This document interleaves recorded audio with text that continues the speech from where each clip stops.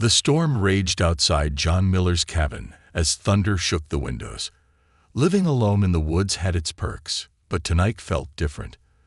The 28-year-old mechanic sat by his fireplace, trying to ignore the strange lights flashing through the trees.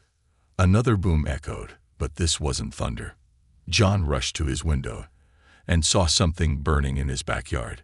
Through the rain, he could make out a small silver pod, smoking and sparking in the mud. "Hello," he called out, grabbing his flashlight and rain jacket. "Anyone there?" As he approached the crash site, the pod's door suddenly opened with a hiss. Inside lay an unconscious girl with pale blue skin and silvery hair. Strange markings covered her neck, faintly glowing in the darkness. John's heart raced. An alien. A real alien. And she was hurt. Without thinking twice, he carefully lifted her from the wreckage. She felt light in his arms, like she was made of air. Her skin was warm despite the cold rain, and those markings on her neck pulsed with a soft light. Inside his cabin, John laid her on his couch and checked for injuries. A cut on her forehead was bleeding something that looked like liquid silver. He cleaned and bandaged it, trying not to stare at her otherworldly features. The alien girl's eyes suddenly snapped open. They were entirely purple, with no pupils. She jerked away from him, speaking in a musical language he couldn't understand. "It's okay," John said softly, holding up his hands. "You're safe here." She touched her bandaged head, then looked at him with confusion. Slowly, she reached out and placed her hand on his arm. The markings on her neck glowed brighter. To John's surprise, she spoke again, this time in perfect English. "You helped me." "Yes, I found you in that crashed pod outside." She tried to stand but stumbled. John caught her before she fell. Where their skin touched, her markings shimmered like starlight. "The hunters," she whispered, fear in those strange purple eyes. "They must not find me." "Hunters? Who's hunting you?" Before she could answer, a deep rumbling shook the cabin. Through the windows, massive shadows passed overhead, accompanied by searchlights cutting through the rain.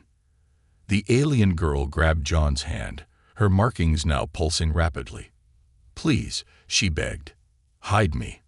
If they take me back, I'll die." John didn't understand what was happening, but something in her voice made him trust her. He led her to his basement, just as the searchlights swept across his front yard. As they huddled in the darkness, John realized his ordinary life had just become extraordinary. And the way her markings glowed when she touched him, something told him this was only the beginning. The hunters were getting closer, and John had just sheltered their prey. The basement remained their sanctuary for hours as ships roared overhead. John watched the alien girl, who called herself Zara, press herself against the wall, her markings dimming to barely visible threads of light. "They're gone," she finally whispered, her purple eyes reflecting the dim light. "But they'll return. They always do." John handed her a blanket, noticing how she shivered despite her warm skin. "You can speak English now." "How?" Zara touched the glowing marks on her neck. "My kind. We learned through contact. When I touched you, I absorbed your language." She paused, looking uncertain.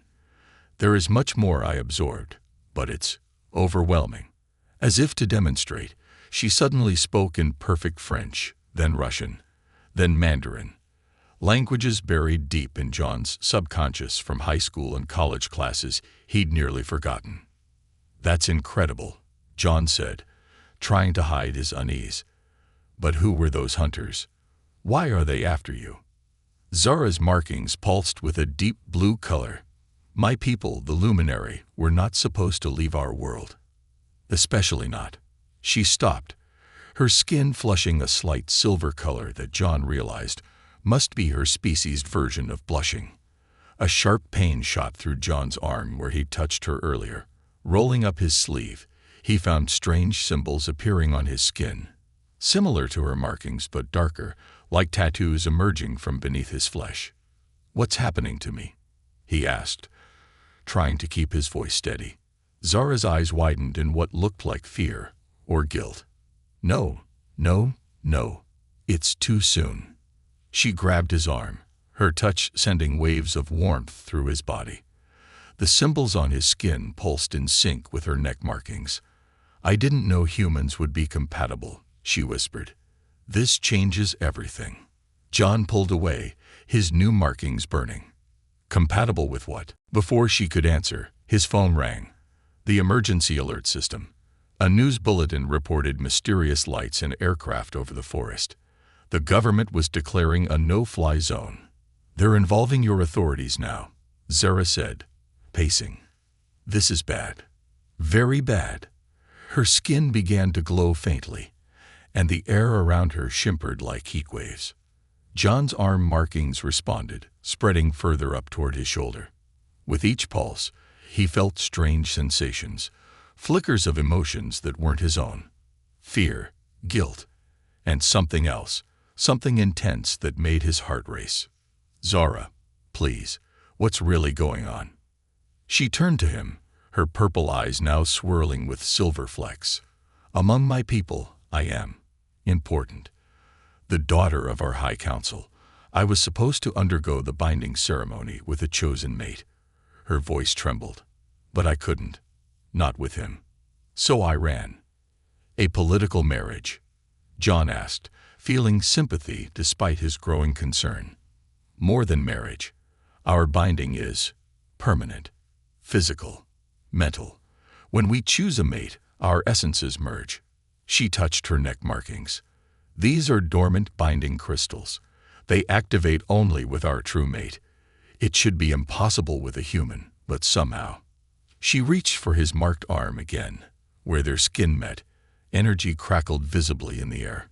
John gasped as images flooded his mind. A crystal city floating in space, creatures of pure light, a ceremony involving two beings becoming one. You're not just running from an arranged marriage, he realized. You're running because you're going through this binding thing right now. And those hunters, they're not just hunters, Zara whispered. They're my family's guards, and they know what's happening between us. That's why they won't stop searching. Her skin glowed brighter. Because if a human and luminary successfully bind. A crash upstairs interrupted her. Heavy footsteps moved across John's cabin floor. Zara's markings flared with brilliant light as she grabbed John's hand. Do you trust me? She asked urgently. John looked at their joined hands, where his new markings were spreading faster, burning with shared power. He should be terrified, should run, but something deeper than logic, deeper than fear, made him nod. Zara pulled him close as her glow intensified. Then hold on, because this is where everything changes. The basement erupted with blinding light, just as the door burst open above them. The light faded, leaving John and Zara crouched in his neighbor's shed half a mile away. Teleportation, John realized with shock. She'd actually teleported them. How did you? He started, but stopped when he saw Zara's condition. Her silvery hair had turned almost white, and her skin was so pale it was nearly transparent. The markings on her neck flickered weakly. Used too much energy, she gasped, leaning against him. The binding, it's draining both of us. John's new markings now covered his entire arm and were spreading across his chest. Each pulse sent waves of Zara's emotions through him. Exhaustion, worry, and a deep burning sensation he couldn't name. They'll track the energy signature, she warned. We have maybe 10 minutes. Through their growing connection, John felt her knowledge flow into him. The luminary were energy beings who'd taken physical form eons ago. Their binding process was sacred, meant to keep their species pure. A human luminary binding hadn't just been forbidden. It was supposed to be impossible. Your body's changing. Zara touched his markings gently.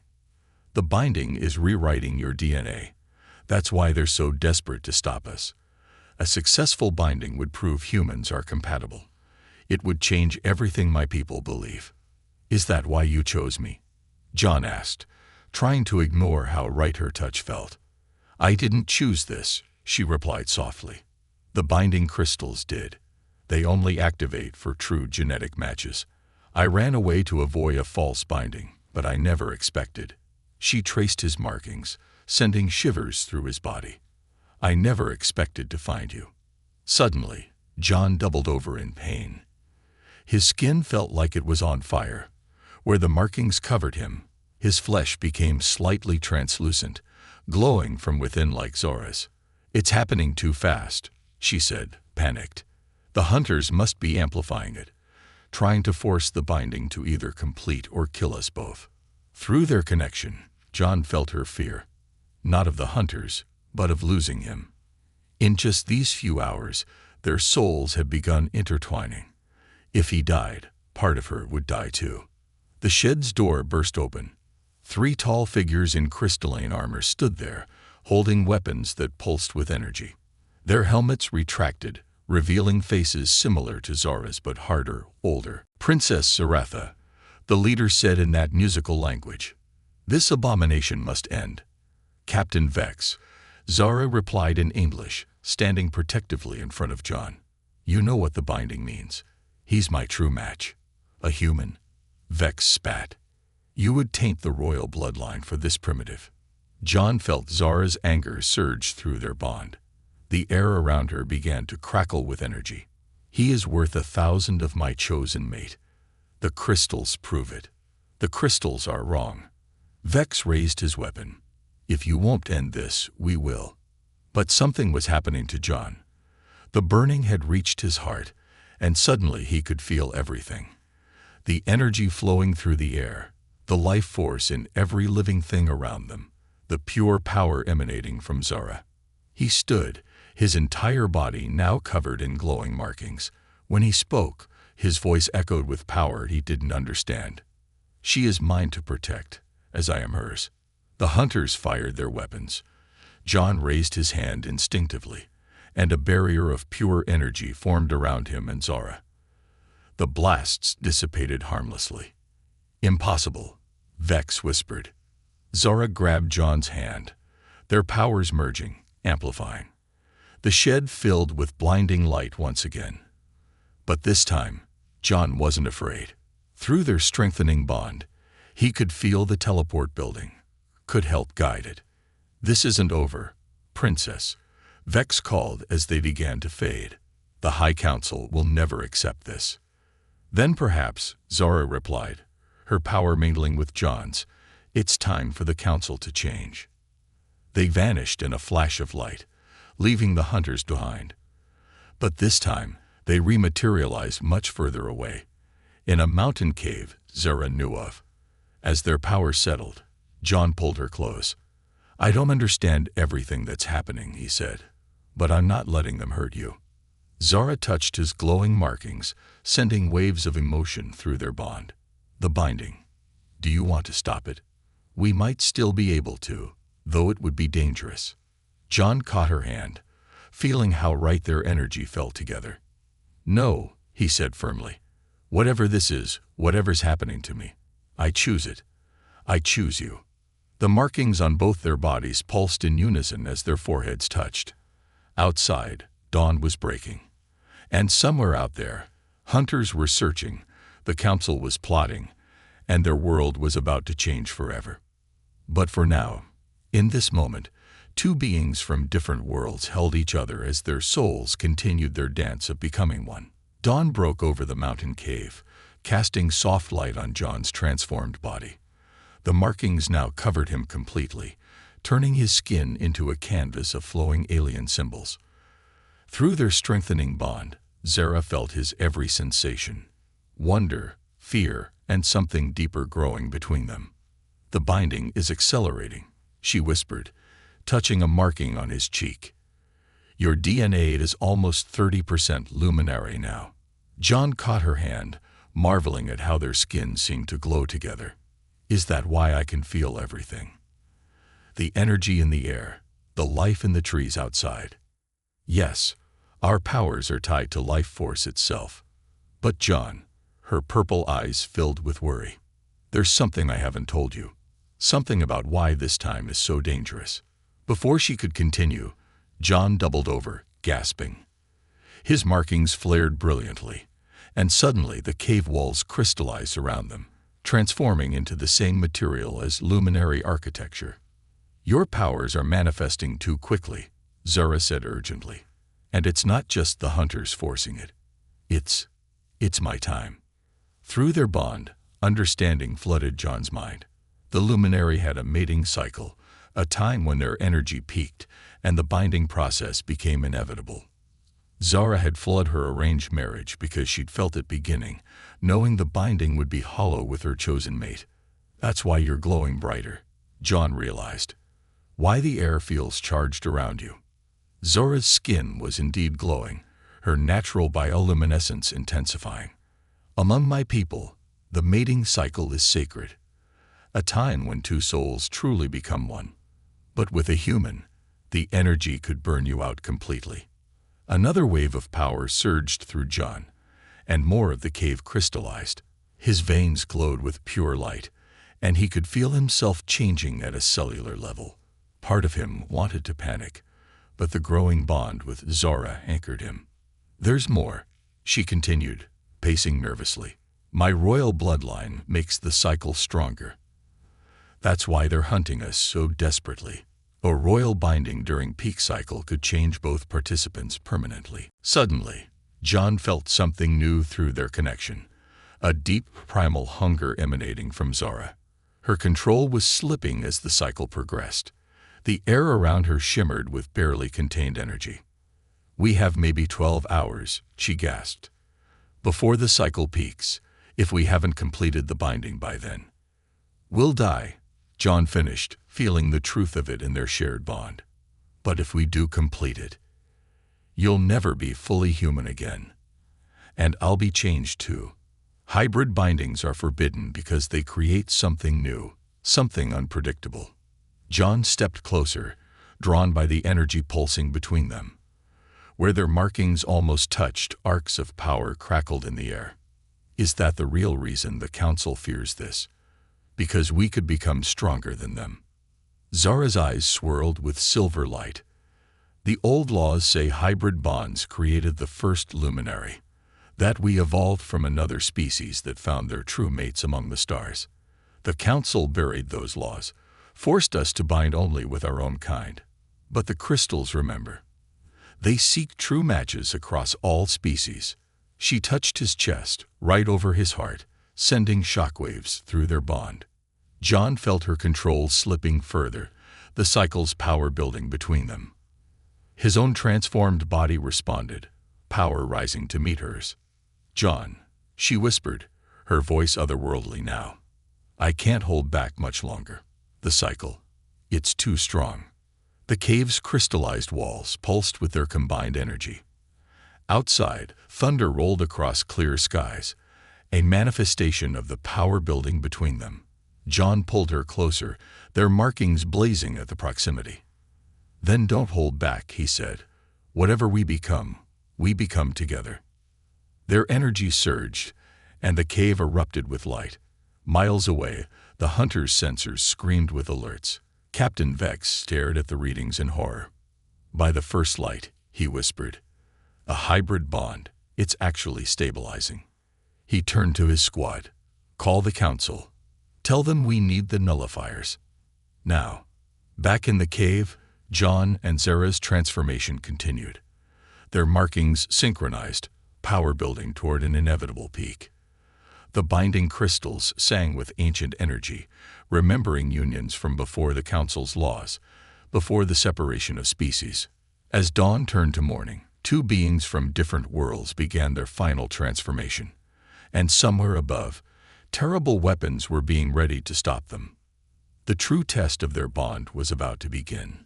The mountain shook as massive ships descended from the clouds. These weren't the hunters' vessels. They were Council warships, their crystalline hulls thrumming with devastating power. Inside the cave, John and Zara felt them arrive through their heightened senses. "Nullifiers," Zara breathed, her glowing skin paling. "They're bringing planet killers to stop us." Through their nearly complete bond, John shared her horror. Nullifiers were ancient weapons designed to sever the energy connections that gave Luminary their power. Against a normal binding, they were cruel. Against their hybrid transformation, they would be fatal. John's transformed body hummed with raw energy. His once human cells now pulsed with luminary power, the marking patterns shifting and evolving across his skin. How many people know about these weapons?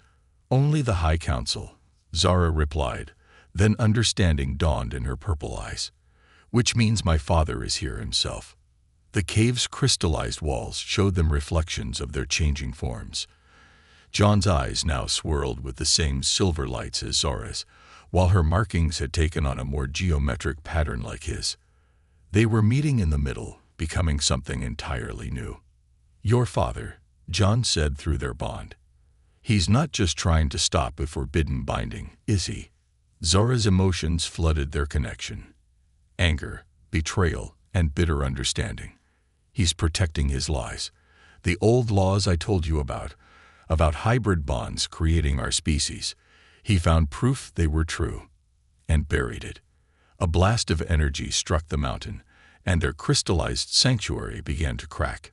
Through the fissures, they saw ships surrounding them. At their center hovered a massive vessel shaped like a blooming flower of light. The celestial throne, Zara whispered. Father only brings it to war. John pulled her close as their power surged in response to the threat. Where their bodies touched, their markings merged and shifted, creating new patterns neither human nor luminary.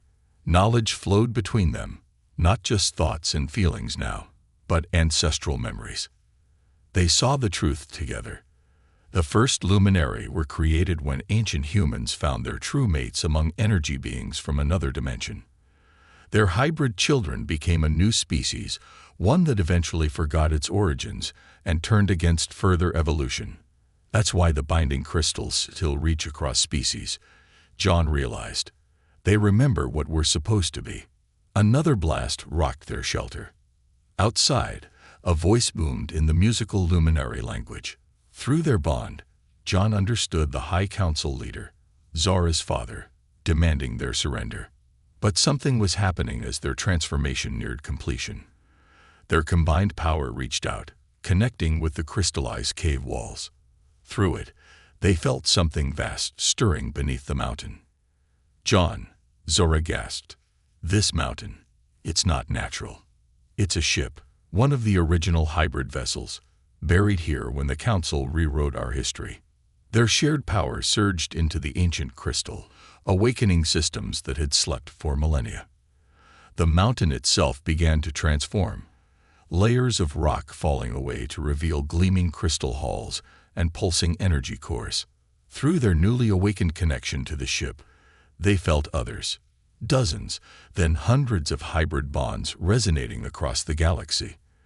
Their transformation was triggering something, awakening dormant crystals wherever true mates existed between species. No more hiding, Zara said, her voice harmonizing with strange energy. No more lies. John stood with her as their binding neared its peak. Power rolled off them in waves, interfacing with the ancient ship systems. Above, the Council warship's sensors registered thousands of hybrid bonds, activating across space. My daughter. Zara's father's voice came again, now tinged with fear. What have you done? The mountain's transformation accelerated. They were no longer hiding in a cave, but standing in the control chamber of the vessel built by the first hybrid pairs.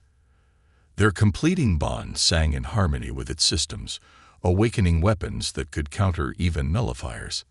We've done what the crystals always intended, Zara replied, her voice carrying across space. We're remembering what we really are. John felt the final surge beginning, their separate beings preparing to become something gloriously new. Through their bond, through the ship, through the awakening crystals across the galaxy, a message of truth began to spread. The Council's lies were ending, and the true age of the luminary was about to begin. As the Council warships opened fire, the ancient hybrid vessel rose from its mountain tomb, powered by a love that transcended species. The final battle for their future was about to begin. The ancient hybrid vessel rose through clouds of crystalline debris, its hull gleaming with patterns that matched John and Zara's merged markings. Through their deepening bond, they felt every system, every pulse of power through its living crystal structure. Final warning, daughter. High Council leader Vexthor's voice boomed across space. End this abomination, or we end it for you. The Council warships surrounded them, nullifier weapons charging with sickly green energy.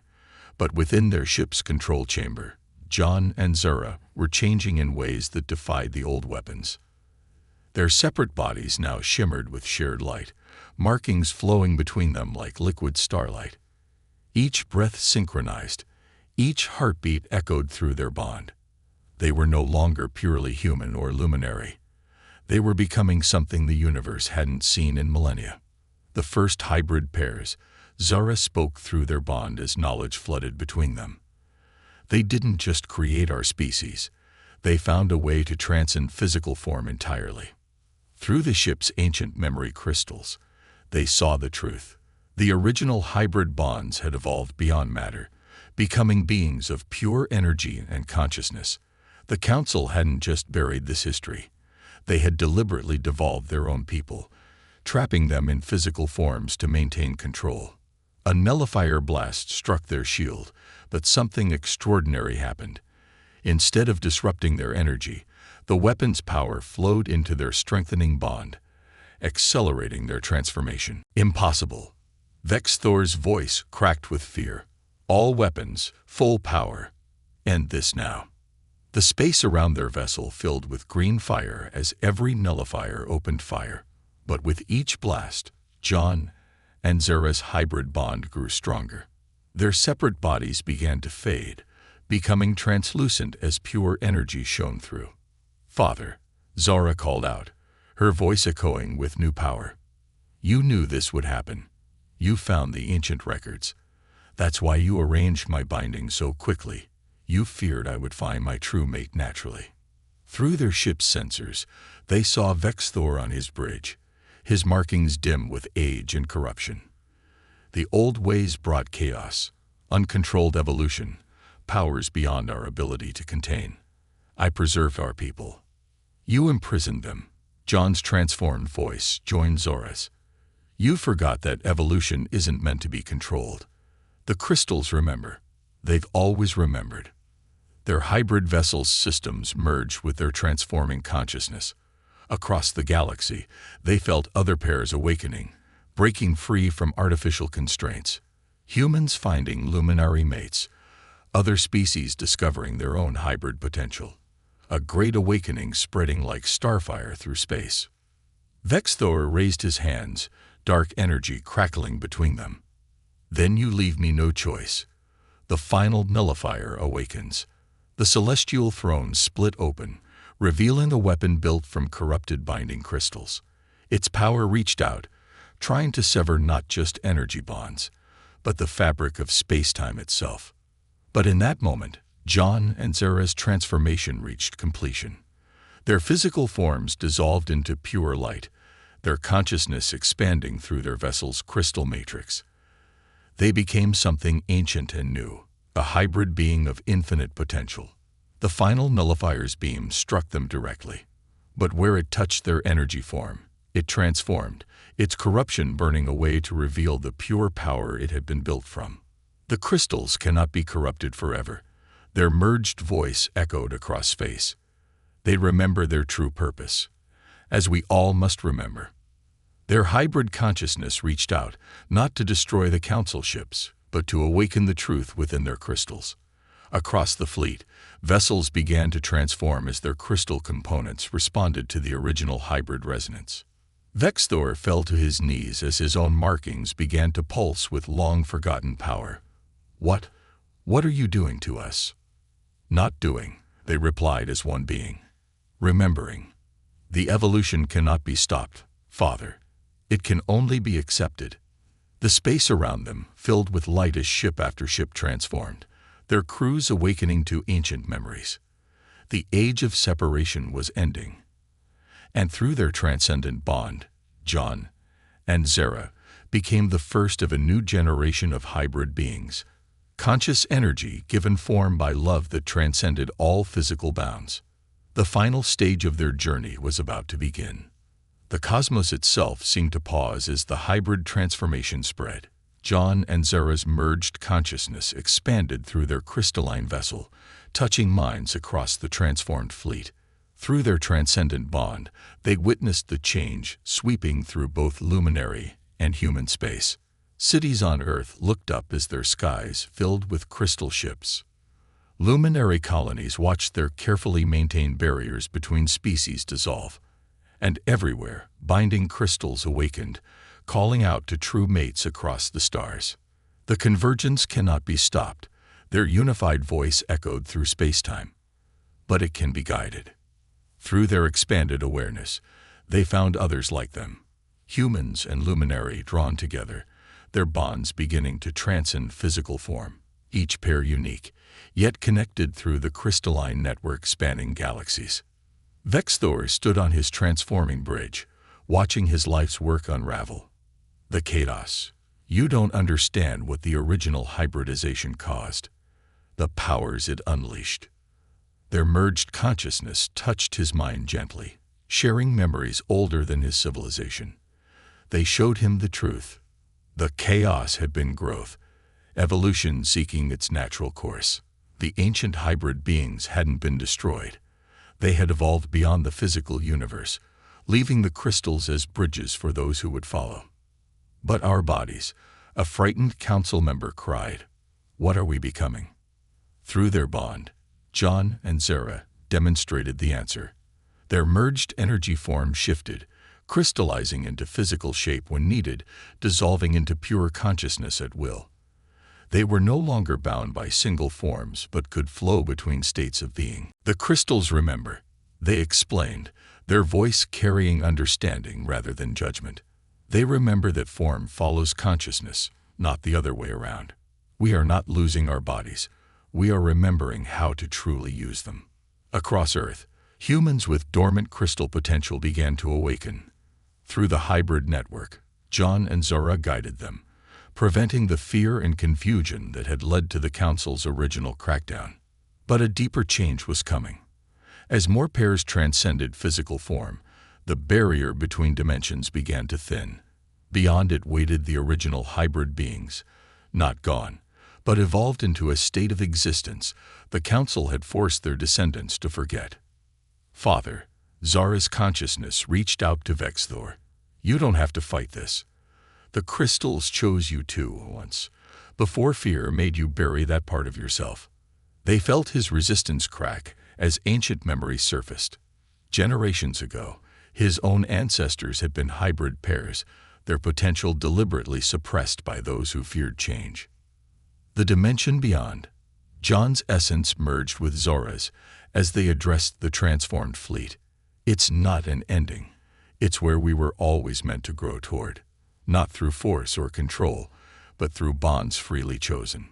Their hybrid vessel pulsed with starlight as the dimensional barrier thinned.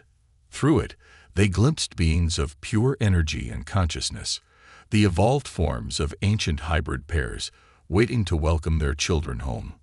But there was a choice to be made. The crystalline network they'd awakened needed anchors, guides to help others through the transformation. Someone would need to remain in physical form, bridging the dimensions as the great evolution continued. As the barrier opened, John and Zara's merged consciousness faced their final decision. They could transcend completely, joining the ancient ones in pure energy form, or they could become guardians of the bridge, maintaining physical form while helping others transition. The choice would define not just their future, but the future of two species becoming one. Through their perfect bond, they'd reached their decision together. The final chapter of their journey was about to begin.